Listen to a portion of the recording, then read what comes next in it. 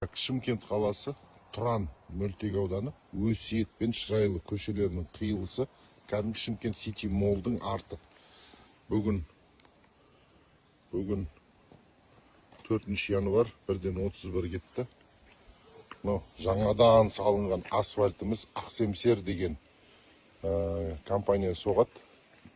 Бас мердігер басшысы Нұржан деген. Қараңыздаршы, не деген бөлінген қаржылар, не деген мына жерде трамбовать етілмеген мынау түсіп, жаңа жол қолданысқа берілгеніне жарты жыл болған жоқ, сенесіздер ме?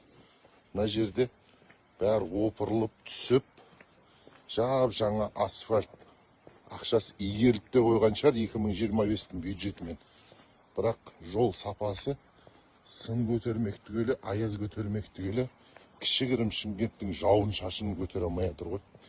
Мынау негізі трамбовать етілу керек. Автомобиль жолдары басқармасы қайда қарап отқан. Мақұл, мердігер бар, гарантиясы бар дейік. Бірақ гарантия болғанның өзінде де мынау болмайды ғой. Түсінем, кәсіпкер істеп береді, кепілдендірілген деген сияқты, бірақ әлден осындай отыр. Мынау жаңағы Сәрсен Құранбек айтпақшы, не дейді? Бір умный сөздер айтты көрші, мынау ескі асфальт, мынау жаңа асфальт, екі слой, бір слой, екі слой. Масқара болып жатыр. Ақсемсер Шымкент қаласы әкімі Ғабит Сыздықбеков мырзаның жаңағы жыл үздігі ма, білмеймін, бір номинацияларды ұтып алған үлкен компания. Негізі 6 метр болу керек, 5-ақ метр шығады. Білесіз ғой, бір бағытта 3 метр, бір бағытта 3 метр, 6 метрден кем болмау керек. Көпсіңіз көшелеріңіз көрсеңіз болады. Дұрыс. Егер условия не позволяет, бір 5 метр, 4 метр болуы мүмкін. Егер столбы бар, басқа бар деген сияқты. Бірақ дегенмен мына жерде жол еркіндігі мүмкіндік береді. Қараңыздар, бүгін 4 январ, масқара болып отыр. Жол опырылып, көршілер қазір келіп, мердігер компанияға шығып жатырмыз. Шымкент Тұран 1. Масқара ғой мынау.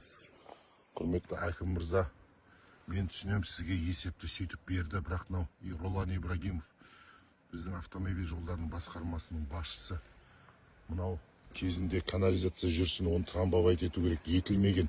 Соның салдарынан бірнеше мекемелер дейміз бе, кәсіпкерлер дейміз де осындай залалдарын шегіп жатыр.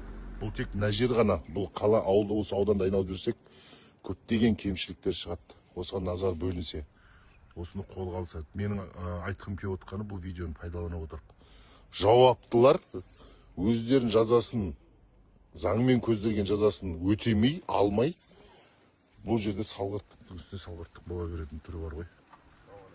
Уалейкум ассалам. Осы кемшіліктердің бәрі кезінде, дер кезінде жойылғанда, осының алдын алудың бар несін істегенде, бұндай болмас еді. Где гарантия, что мынау дальше опырылып кетпейді, қараңыздаршы. Қазір мақұл частично істеп қояр, опырылған жер. Бірақ жамалғанның аты жамалған. Келсесіздер ғой, бірдей бір керкі тегіс болмайды, жамалады, үйтеді, бүйтеді, о трещиналарға су кіреді, мұз болады, қатады, ол кейін расширение береді, кеңейіп. Мен ойлаймын, полный алып тастап, трамбовать етіп қайтып төселу керек. Бұл тек осы жер ғана, бұл жерде қаншама көшелер бар мына жақта. Оның барлығының болашақта күтіп тұрғаны осы тағдыр.